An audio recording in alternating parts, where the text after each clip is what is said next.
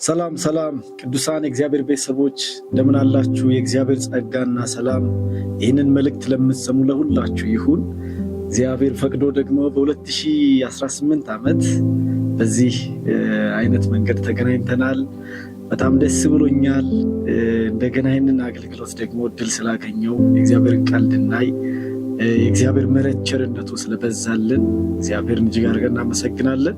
ዛሬ አብረን ከኔ ጋር የእግዚአብሔርን ቃል አንደበትን ስለመክታት ወይም አንደበትን ስለመቆጣጠር በሚል ርዕስ የእግዚአብሔርን ቃል አብረን የምናይ ይሆናል።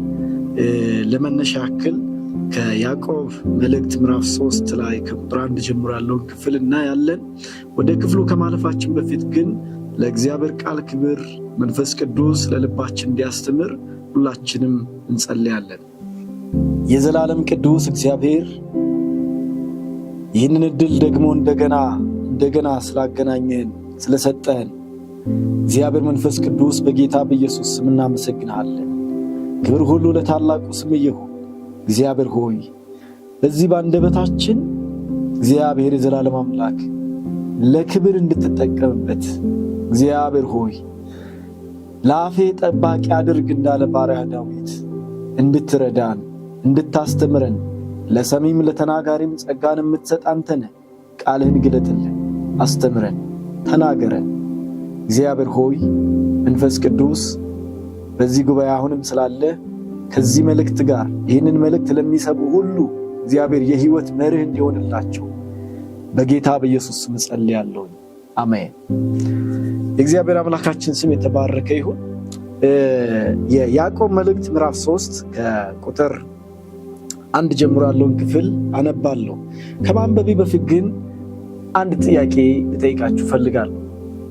እንግዲህ ይህንን መልእክት የምትሰሙ አባቶች፣ እናቶች፣ ወጣቶች ልትሆኑ ትችላላችሁ።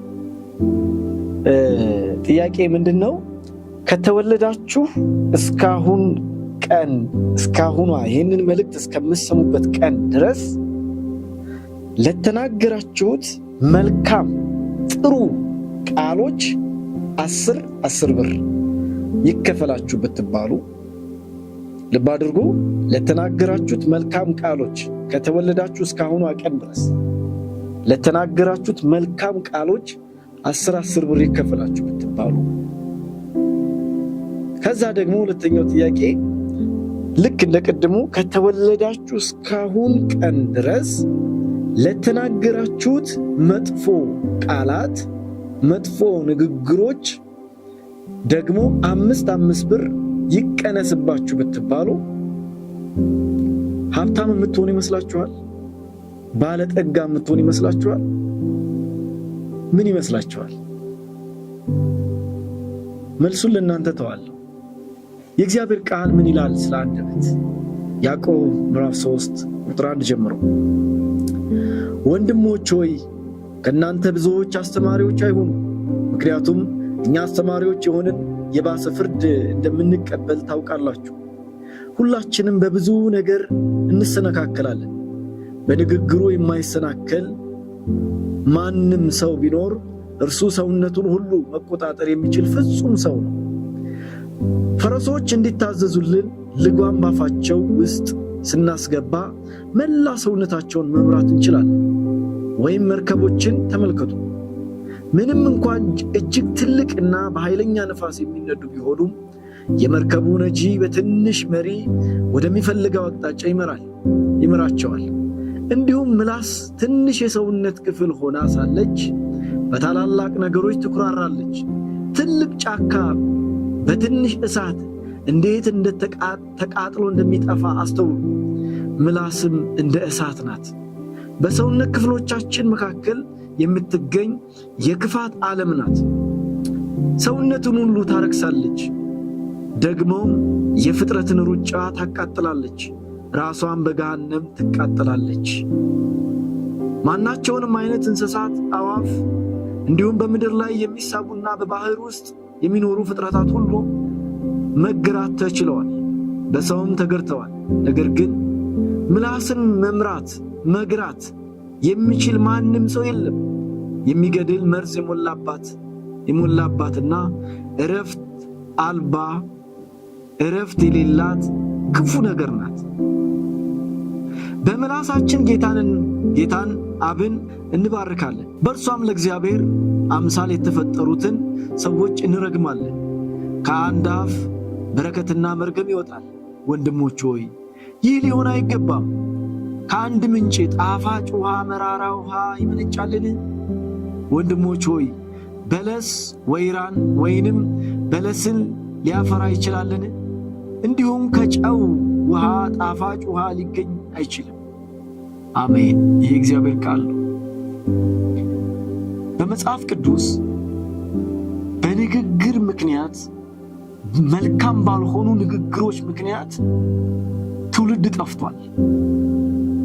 እግዚአብሔር ካሰበለት በረከት ጎድሏል።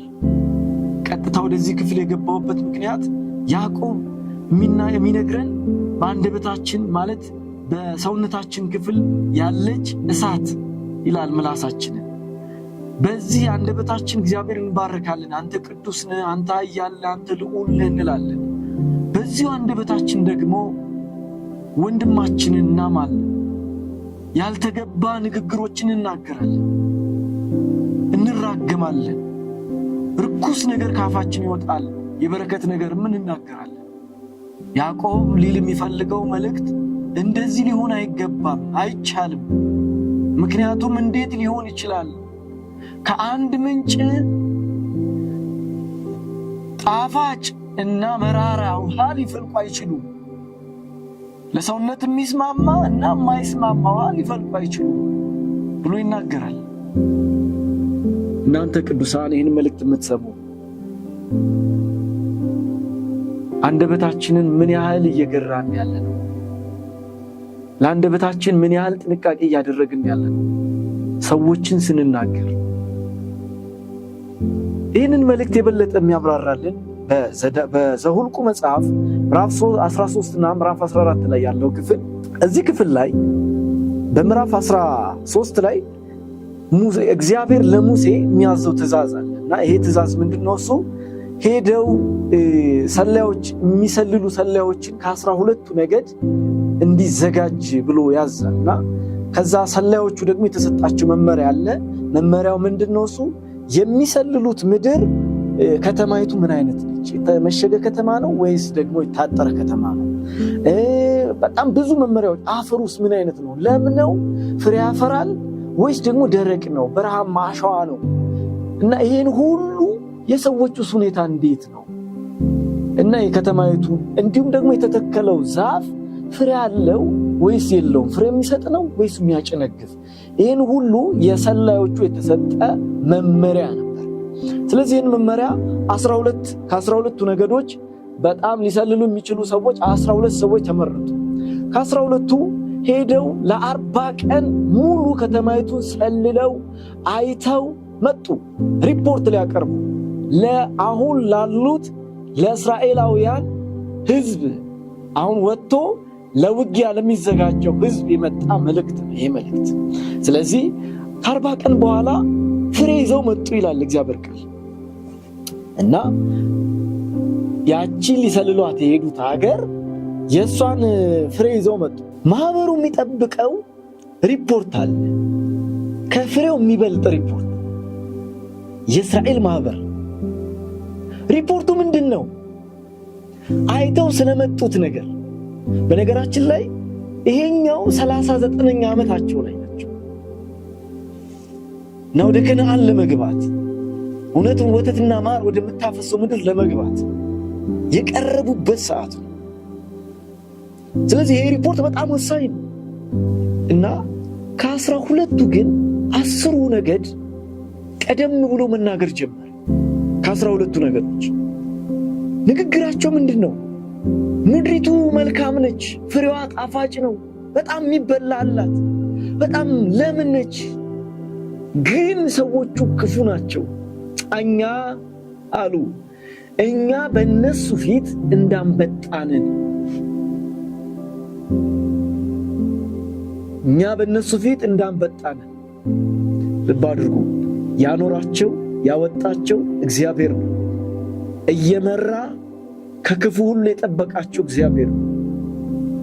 የእግዚአብሔር አብሮነት የእግዚአብሔር ታዳጊነት አልጠራም። ማህበሩ ምንም አላለም። 10ሩ ሪፖርት ሲያቀርቡ ስለ እግዚአብሔር አብሮነት የእግዚአብሔርን ጣልቃ ገብነት የእግዚአብሔርን ጥበቃ አልተናገሩ። ዝም ነው ያሉት።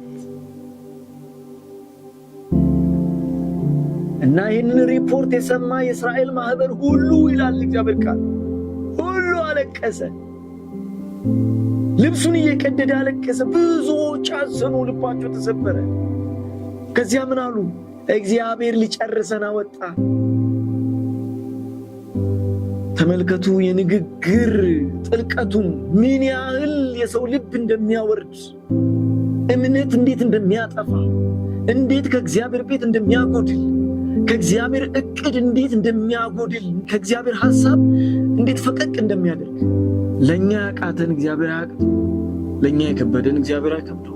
በሚገጥሙን ፈተናዎች በሚገጥሙን መከራዎች ውስጥ የኛ ምላሽ ምንድነው? ነገር ግን ሁለት ሰዎች ኢያሱና ካሌብ፣ ሁለቱ ሰዎች ከይሁዳ ነገድ ካሌብ አለ፣ ከኤፍሬም ነገድ ኢያሱ አለ። እና እነዚህ ሁለቱ ግን ኖ የእስራኤል ማህበር እንደዚህ ይበል እንደዚህ ብሎ አይናገር፣ እግዚአብሔር ከኛ ጋር አለ። እነሱ ለኛ እንደ እንጀራ ይሆናሉ እንጂ እኛ ለነሱ እንዳንበጣ አንሆንም። ምንጨፈልቅ አይደለም። ለምን? እግዚአብሔር ጋር አለን። ያወጣን እግዚአብሔር እንደዚህ ሜዳ ሌሊት ሆነ አይደለም። ነገር ግን መጽሐፍ ቅዱስ ስታነቡ ዘኍልቍ ምዕራፍ 14 ላይ ሪፖርቱን ይዘው የመጡ ፍሬ ይዘው የመጡ የወይን ፍሬ ይዘው የመጡ የሚበሉ የተለያዩ ፍሬዎችን ይዘው ተሸክመው ይዘው መጥተው አንወርስም የሚል አለቀልኝ የሚል ፍሬው መልካም ነው ፍሬ ይዞ አኛ በቃ አለቀልን እግዚአብሔር እዚያ ያደረሰን ሊያስጨርሰን ነው የሚል ንግግር ምን ያህል ክፉ ንግግር ነው ይሄ! ከሰው ጋርም ከእግዚአብሔር ጋርም የሚያጣላ በጣም መልካም ያልሆነ ንግግር። እግዚአብሔር ቃል ሲናገር ዘኍልቍ ምዕራፍ 14 ላይ ሪፖርቱን ይዘው የመጡ ሁሉ አለቁ፣ ተቀሰፉ ይላል። ለካ መልካም ንግግር አለመናገር የእግዚአብሔርን ክብር መሰወር፣ እግዚአብሔር እንደሌለ አስመስሎ መኖር እግዚአብሔር ይቀስፋል ማለት። ቀጥታ ወደ መልእክቱ ደግሞ እንመለስ። ያዕቆብ ምን ሊለን ፈልጎ ነው? አንደበተ እሳት ነው የሚለው። ይህንን መልእክት የምትሰሙ በሕይወት ዘመናችሁ ሁሉ ከተወለዳችሁ እስካሁኑ እስከ ይህንን መልእክት እስከምትሰሙበት ጊዜ ድረስ ከልባችሁ የማይጠፋው ነገር ሰዎች በእናንተ ላይ የተናገሩት መልካም ንግግር አይደለም። በእናንተ ሕይወት ላይ የተናገሩት መጥፎ ንግግር እስካሁን ድረስ አለ። አንተ ማትረባ፣ አንቺ ማትረቢ ብለው የተናገሩን የስንፍና ንግግር ቃሎች እስካሁን ድረስ እንትና እኮ እንደዚህ ብሎኛል አንረሳው። ሁሌ በልባችን ውስጥ አለ። እንትና እኮ እንደዚህ ብሎኛል የሆነ ጊዜ ብለን እናስታውሳለን። የተመታነውን ግን አናስታውስም። ለምንድን ነው እሱ ይሄ እንዲቀመጥ ያደረገው? አንደበት ምን ያህል በሕይወታችን ውስጥ ቦታ እንዳለው በአንደኛ ዮሐንስ ምዕራፍ 3 ቁጥር 18 ላይ በአንደበታችን አንዋደድ ይላል። በእግዚአብሔር ቤት ውስጥ እሁድ ለአምልኮ ስትመጡ፣ ቅዱሳንን ስታገኙ፣ ሰላም ስትባባሉ በምን አይነት ስሜት በምን አይነት የፍቅር ግለት ነው? ሽንገላ የሌለበት ነው? እውነት መንፈስ ቅዱስ ያንን ሲያይ ደስ የሚሰኝበት ነው? ወይስ ደግሞ በልባችን ስለዛ ሰው መልካም ነገር ሳይኖረን ሰዎች ምን ይሉኛል ብላችሁ ነው እግዚአብሔርን ሰላምታ የምትለዋወጡት? እግዚአብሔር ቃል ደግሞ እንደዚህ እንዳታደርጉ ብሎ ያዛል። በአንደኛ ዮሐንስ ምዕራፍ 3 ቁጥር 18 ላይ በአንደበታችን አንዋደድ ይላል። በዚህ በያዕቆብ መልእክት ላይ መለስ ስንል ያዕቆብ አንደበትን በሶስት ነገሮች ይመስለዋል። የመጀመሪያው አንደኛው ልጓም ይላል። ለፈረስ ልጓም፣ ግዙፉን ፈረስ በልጓም መቆጣጠር እንችላለን ይላል። ሁለተኛው መርከብን ይላል። መርከብ ትልቅ ግዙፍ የሆነ ሲሆን ያንን ትልቅ ግዙፍ የሆነውን መርከብ የምታንቀሳቀሰው ትንሽ መሪ ነች።